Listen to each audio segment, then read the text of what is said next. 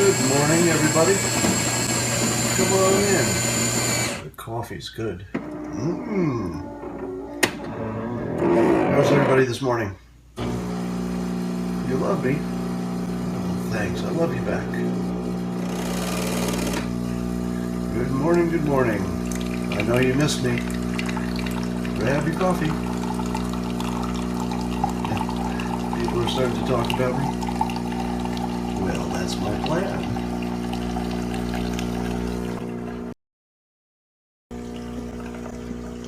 You say Milo used my bully thing? Send me a link to that on Twitter if you think about it. Clean my musket. It's a Miele coffee machine, M-I-E-L-E. Good morning, good morning. Can dogs eat apples? I don't know. Yeah, I saw the Kim.com thing where he says the NSA might have not just her emails, but everyone's emails. And I think that's hilarious because I think it's probably true that the government has every email that's been sent for years. But I don't know if they can admit that. You know, even in the interest of a big decision like a presidential race, I think they might say, keep us out of this. Let us just collect your emails and look for terrorists and keep us out of all this stuff. Michael Moore, Trump supporter? No, but his clip that was... his clip that was pro-Trump sounding was taken out of context. But the parts he said, he did say. So I don't think it was misleading to take it out of context in that sense. Except unless people got the sense that he was supporting Trump. But I didn't think anybody would think that. Mika and Morning Joe came to their senses about what? Hillbillies? I would love to claim credit for coming up with the hashtag Hillbillies, but I saw it on Twitter and I just borrowed it. So I would love to give credit to whoever came up with it, but it was just one of 1,000 things I saw.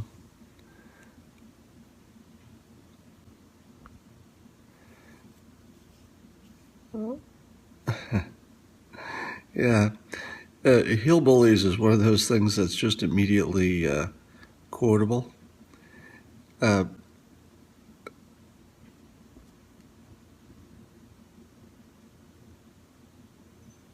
Epic battle, yeah, okay.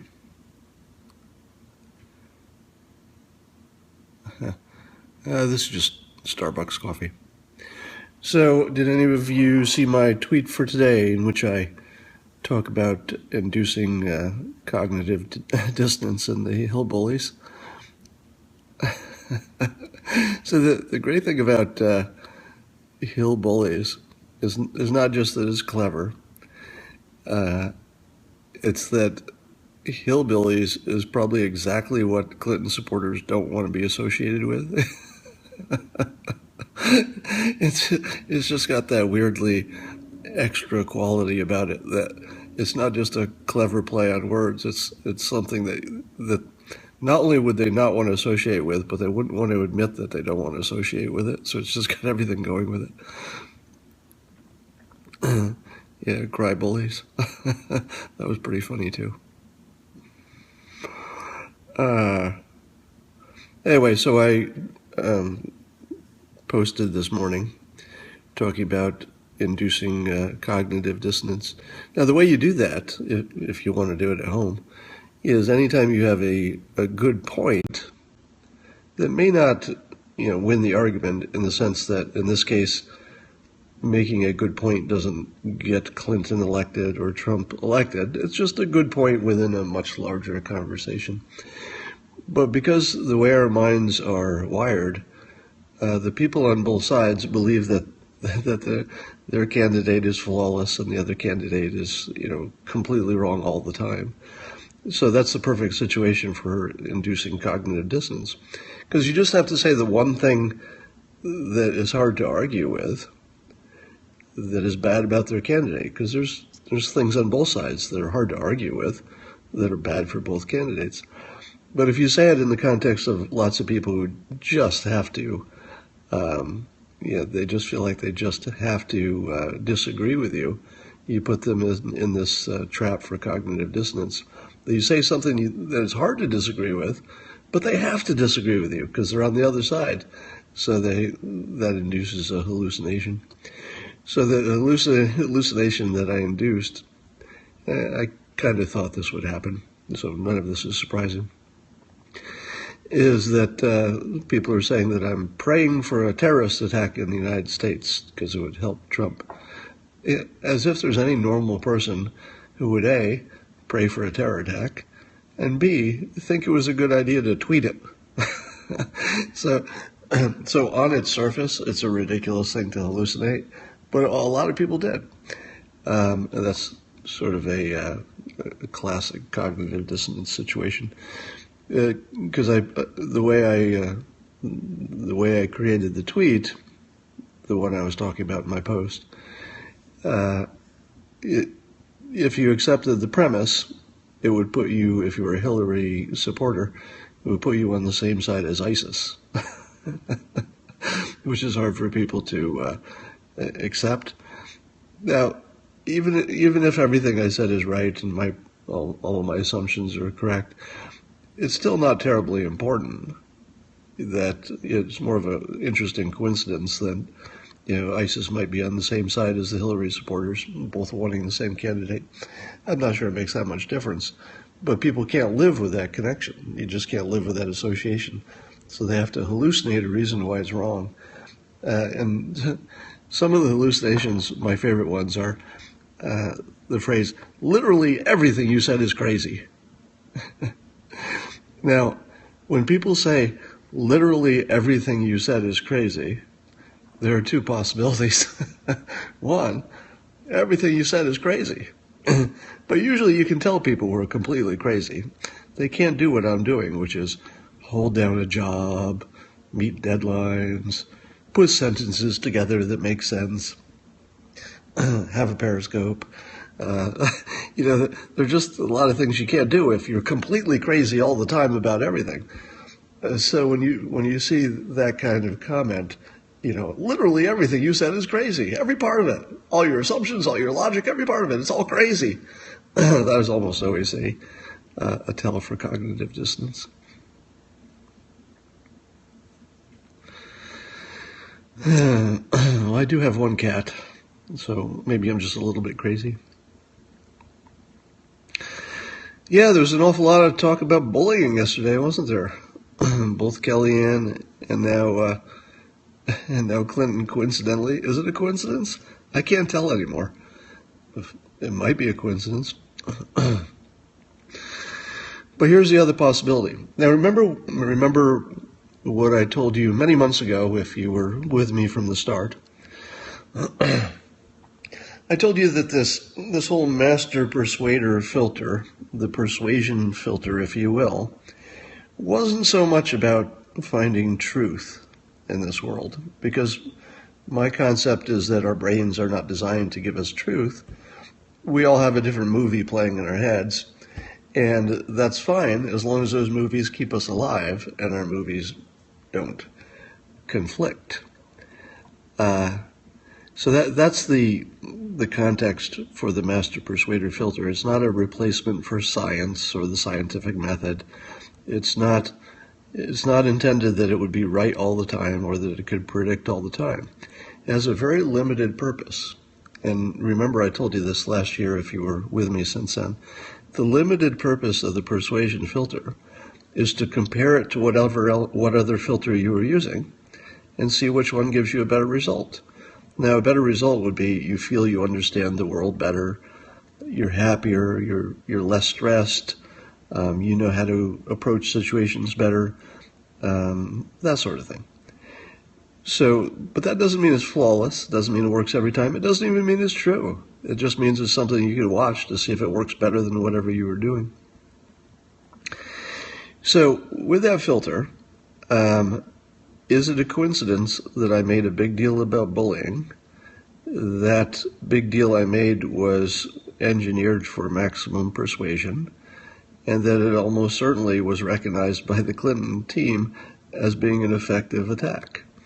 I know that because the organized resistance was so quick and organized.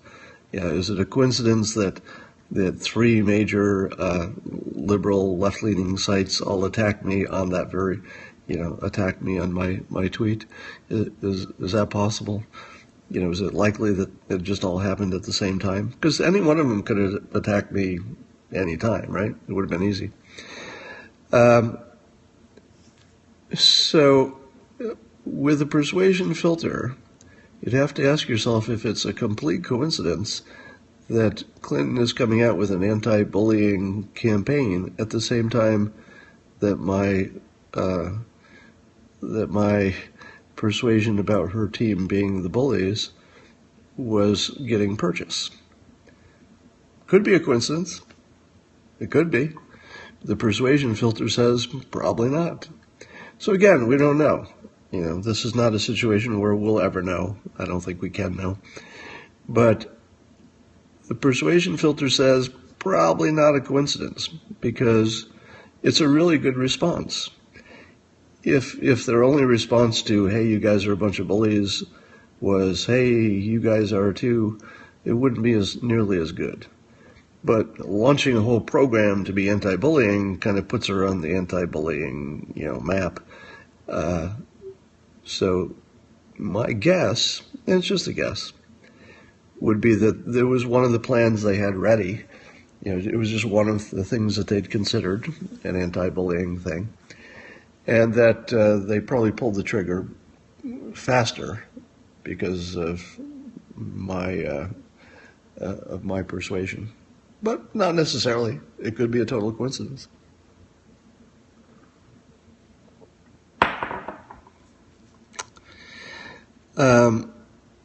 Trump campaign team pets are dying.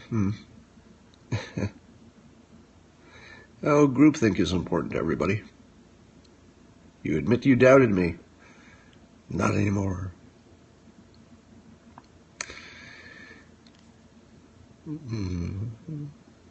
Drudge has your drunk theory. Did they write something new about that? Did you see the the WikiLeaks from, it was only 2015, in which Uma Abedin mentions in an email that Clinton still isn't all there mentally? I mean, seriously.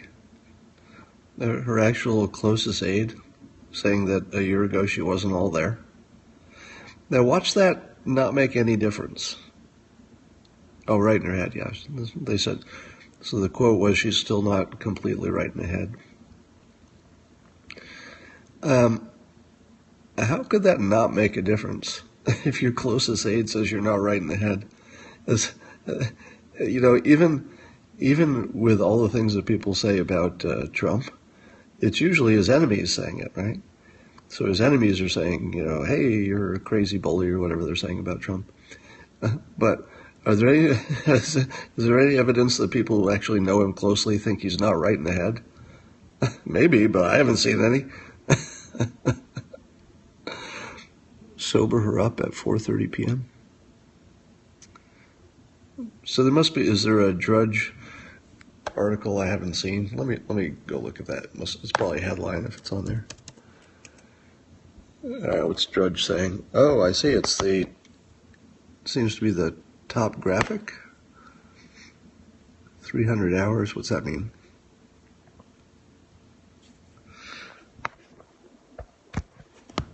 Uh, 300 hours. Let's click on this Drudge report.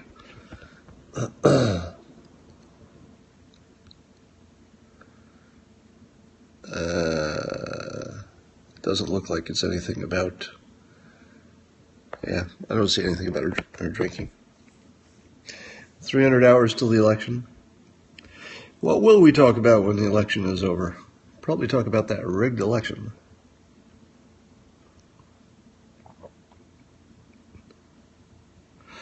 So let's talk about the biggest elephant in the room when it comes to why people don't like Trump. If you talk to people, they rarely say anything about his policies, because people have finally figured out that policies and facts don't matter to anything. So the biggest problems that Trump has right now are his access Hollywood tape. And I've heard recently a lot of people talking about his so-called mocking of the man with the bad arm. I don't know if he calls himself disabled, but he's got a bad arm. And let me give you a response to that, which you can take with you, okay? As to Trump's access Hollywood tape and the alleged things he said on there, let's put it in this context. Before you ever heard the Access Hollywood tape, and listen to me carefully here, because you're going to like this. Before you ever heard the Access Hollywood tape, no matter whether you supported Trump or whether you opposed him, before you ever heard that tape, didn't you already think that he had almost certainly done things in his personal life that you personally would be offended by, deeply offended by, and not approve of? Of course you did. Absolutely. Every single person who knew anything about Trump already believed, before the Access Hollywood tape, before the women came forward, they already believed that he did all of those bad things. It was already baked in. But what did happen is you heard it.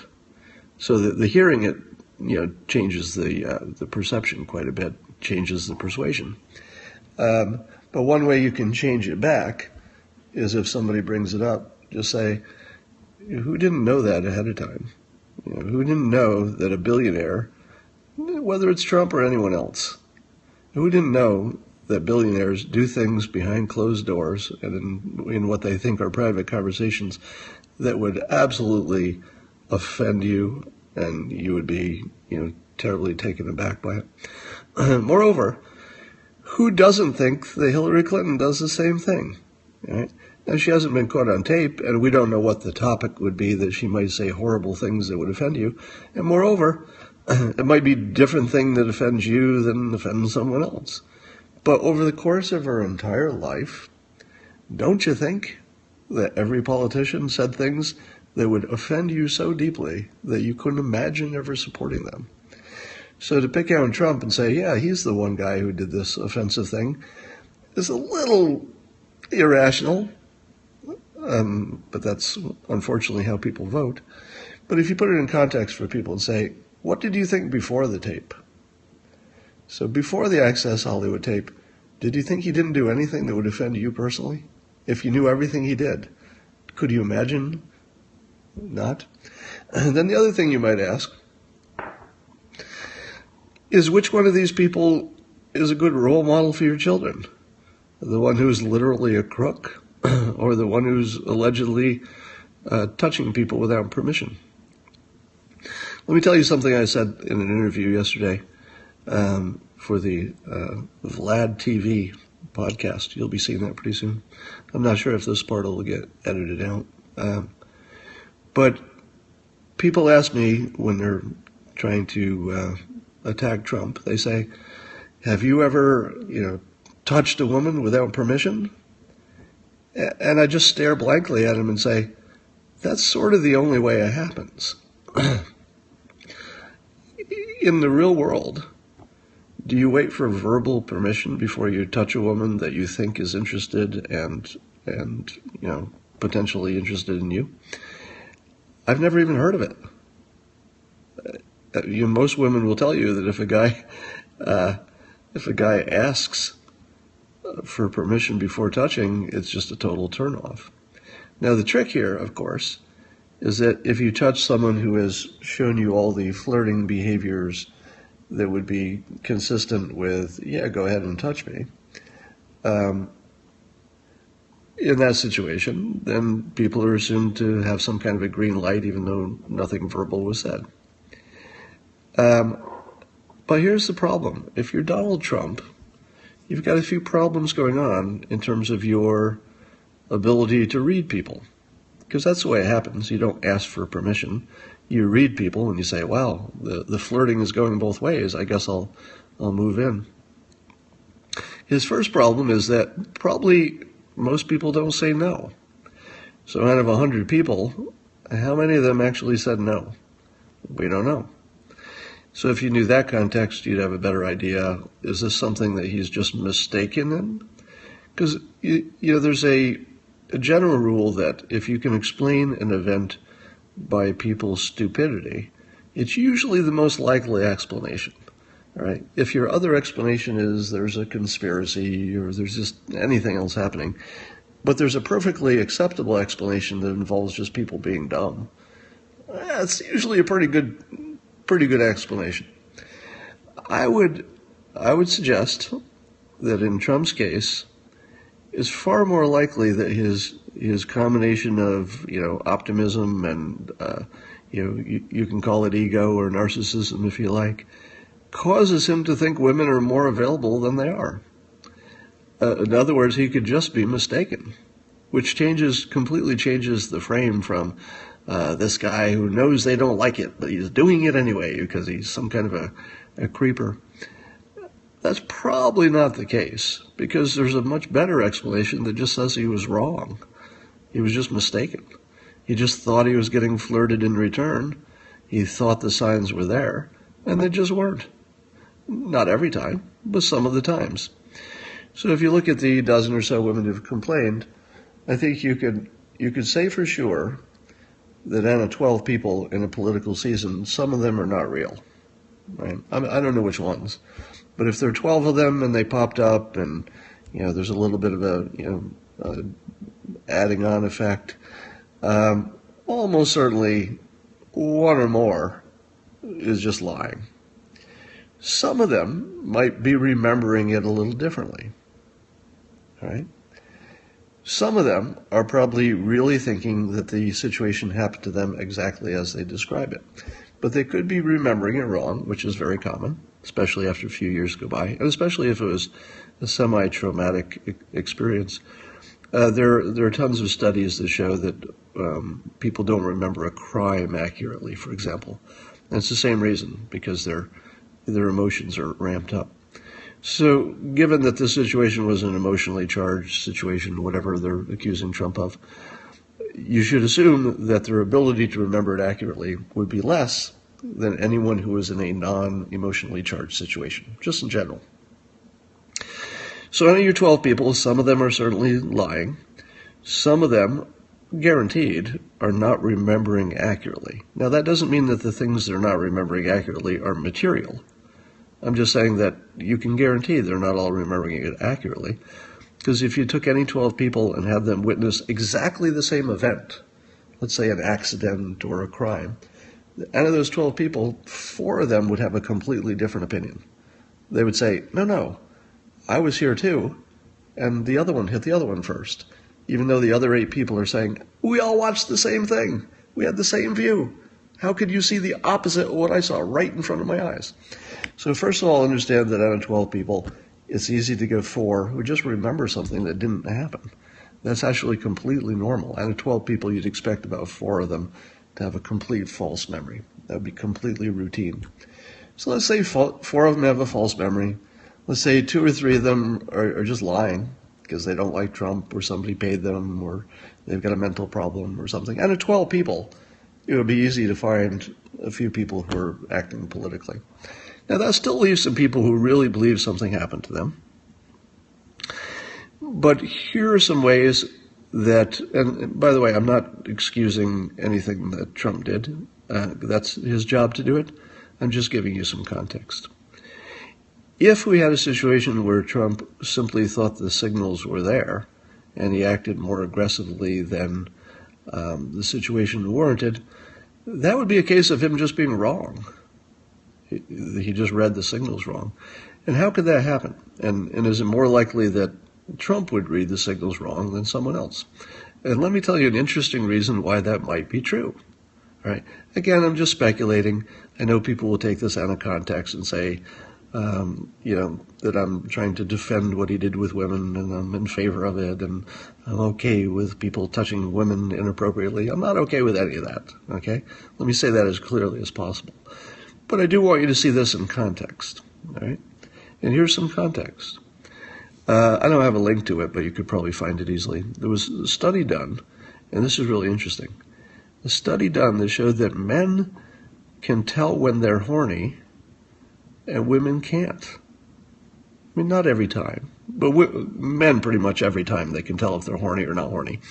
Not just because, the physical sensation of it, but mentally they have their bodies and their brains are in about the same lockstep, right? When you feel horny mentally, and you're right if you're a man.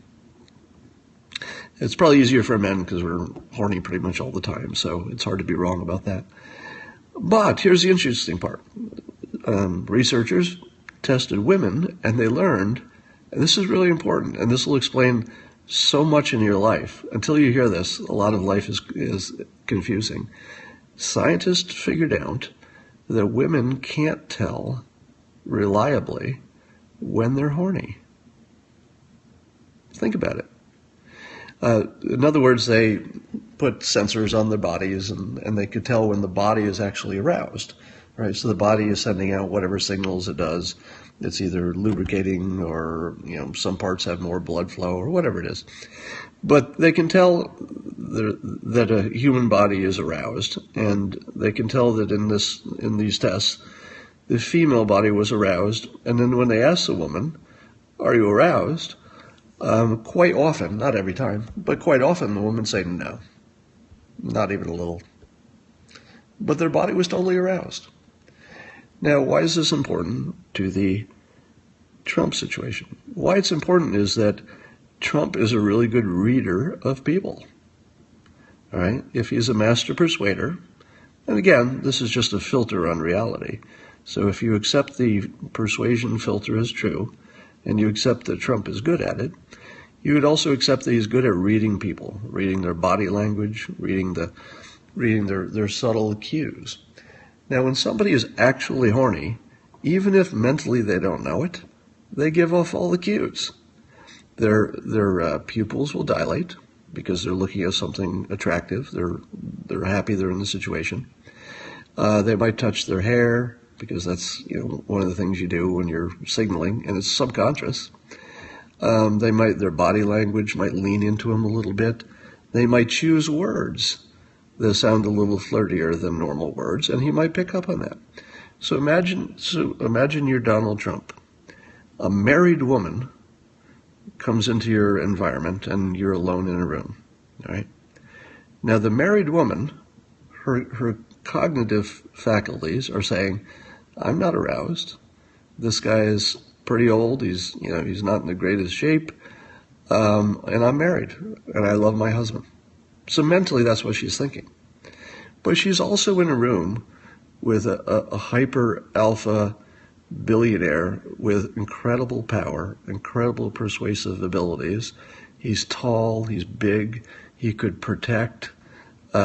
He has every biological marker for reproduction. He's smart. He has the qualities that will trigger people subconsciously to be aroused. So it would be completely predictable, I would say almost certain, that in Trump's normal circumstances, his normal world, that women who believe they are not attracted are biologically sending the signals of attraction to him the same way they would in any situation where there's an alpha male who's got traits that are good for reproduction. He's tall, he's strong, he's smart, he's successful. These are the things that we're genetically predisposed to wanting to mate with people like that because it makes your babies good. Right? So in those cases, the humans, the women in these hypothetical situations are thinking, "I love my husband. I'm certainly not interested in this Donald Trump guy." But their body is telling a completely different story. Now, again, I'm not talking about the 12 women who made the accusations. I'm talking more generically here. It's probably a common situation for Trump to see women appear to be interested in him because their bodies are sending that signal very explicitly, while the person's brain has no intention at all. That would be actually normal and not even uncommon in the slightest, right? So under those situations, you put an aggressive alpha male in that situation who is used to going after what he wants. He's not used to have people telling him no about anything. Is it likely he would act more aggressively than, let's say, propriety would recommend? Guaranteed. Guaranteed. So here's my point on the 12 women. I don't think you can assume any one of them is especially credible, right? If you're going to pick any single one of them, the odds of them being completely accurate in their memory and telling the complete truth is, 50-50, maybe something like that, maybe 60%, but it's not guaranteed. But when you see 12 of them, probably one of them is telling something that's close enough to the truth that if you have a problem with that, you have a problem with that. But let's put it in context. Over the course of Trump's life, and just about any billionaire, they've done things that you would just frickin' hate if you heard about it. So it's the hearing about it that makes a big difference. That's the persuasion part. Really, what a pig. If you don't like women, good, stay away. Do I feel that Hillary's anti-bullying message cancels out my bullying linguistic shot? As a counter move, if that's what it was, it's kind of brilliant. Kind of brilliant. And that's what suggests that it's not an accident. Because the odds that the Hill bullies linguistic kill shot would come out a day before that, or 2 days before that, I don't know. That would be a pretty big coincidence. It's possible. Could be a coincidence. Was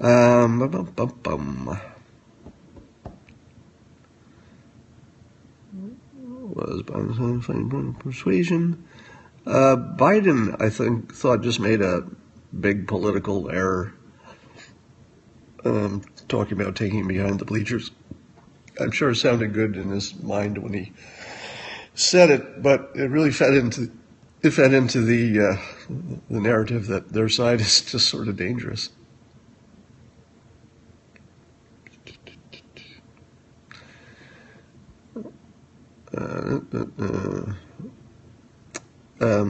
I saw you asking about Roosh. I don't have a comment on that because I'm not familiar enough with his work.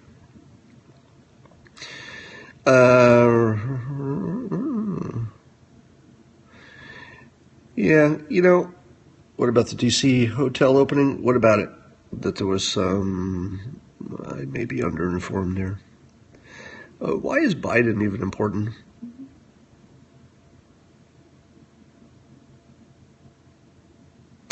Yes, I saw a question about comparing it to Bill Clinton. Yes, I would say that Bill Clinton almost certainly has an identical situation to Trump in the sense that there's a near guarantee that women look more available to Bill Clinton in his past, maybe more so than now, than they actually intend to be. So again, I'm not excusing Bill Clinton. I'm not excusing Trump. That's up to them to explain. Not my job to explain their personal behavior. I don't condone any of it. But no matter what Bill Clinton has or has not done in terms of, actual criminal female behavior, in addition to that, it's a near guarantee that women look more available to him than they are. And it's a near guarantee that he's acted on that misperception because that's all you have to go on. I mean, all the times that it worked, in other words, all the times that Bill Clinton or Donald Trump made a move on a woman and they were successful, it probably looked a lot like the times they weren't successful, meaning that the body language of the woman was probably sending something that made them think incorrectly, some of the times, that they were ready. So one imagines that, for regular people, if you think a woman's ready, you're probably right, because she's not flirting with you for any other reason, right? But people do flirt with successful people, even when they're not trying, even when it's not conscious. So when normal people see flirting, it's a little less ambiguous. Like flirting, hey, it's on. There's no other reason this person would flirt with me. But when a billionaire sees flirting, there are other reasons. And some of it is not because they intend to get busy with you. But how do you tell? If you're the billionaire, how can you tell the difference? They would look exactly the same.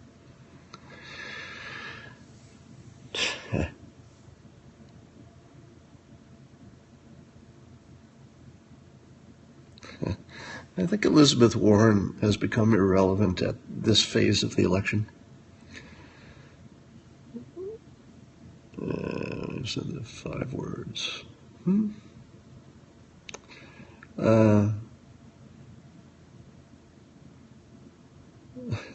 Regular people do this just as often.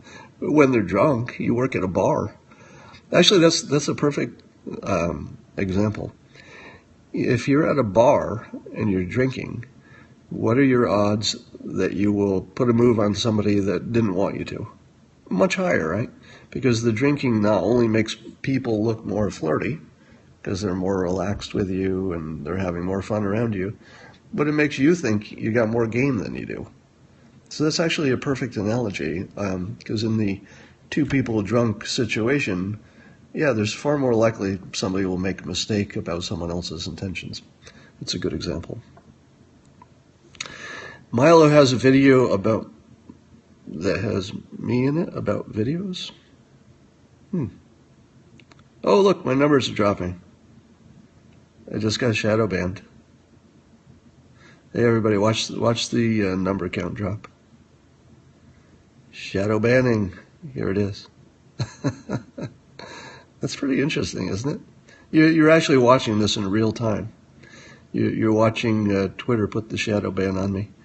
Because there isn't actually any possibility that the number is going down that fast, based on all my other periscopes. It should drop all the way to 0 in a minute. I mean, seriously, you're watching this. You're watching, did it stop? Well, maybe it was a little too obvious and they stopped it. We'll see if no, it's still going down. All right. But watch it. You can watch it right in front of you. So if you were, I know a lot of people were wondering if I was just making this stuff up. Oh, was the keyword Milo? Oh, let's try that again. I hear that Milo Yiannopoulos has a video that you should all watch that features me talking about Clinton being a bully, or her supporters, not so much Clinton. I wouldn't call Clinton a bully, by the way. I would call her supporters bullies. Oh, look, my numbers are dropping. Just froze up. Keyword Milo. I wonder if it was because of what I said, or because somebody put it in the text comments. Because I don't know if they can monitor what I'm saying as well as they can monitor text automatically. Technical glitch. All right, so you just watched it, right? So right in front of you, you watched my number count go from 1,500 to now closing in on 400 because of the topic. Nothing else changed. I guarantee you that if I were talking about something that was innocuous, my numbers would be about the same. They might have dropped under 1,000 in this time frame, but this drop is actually censorship. All right, by the way, are you completely blown away when you watch it happen in real time? Because it's one thing to hear people like me talk about it, and we say, hey, we think we're being shadow banned. And I think people say to themselves, nah, that's not really a thing. That's just something people say, right? But now you're actually watching it happen in real time. Yeah, it's hard to believe, isn't it? Now, remember I was running an experiment. because in prior times when this happened, I had used profanity. Now, unless I'm mistaken, I don't think I used any profanity on this. Did I? I mean, I think I kept it PG rated, as far as I can tell. So we've eliminated that variable. Right? So we can eliminate the variable that I got shadow banned because of content. Watch it go down. Boom, boom, boom, boom, boom. So I can't tell. I assume the followers are still here. They're just taking that number down, so it doesn't show up on the leaderboard as one of the top periscopes. Normally, I'd be in the top 2 or 3 periscopes that are live, and those are the ones that attract the most viewers because people say, well, not only is it live, but they can see that lots of people are watching, so people automatically go to the popular ones. Let me take a screenshot of this. This is funny. Screenshot. All right, I'm going to see if I can. Let's do that again. I'm trying to look down at the number. Yeah, terrible. I can't screenshot when I'm doing this.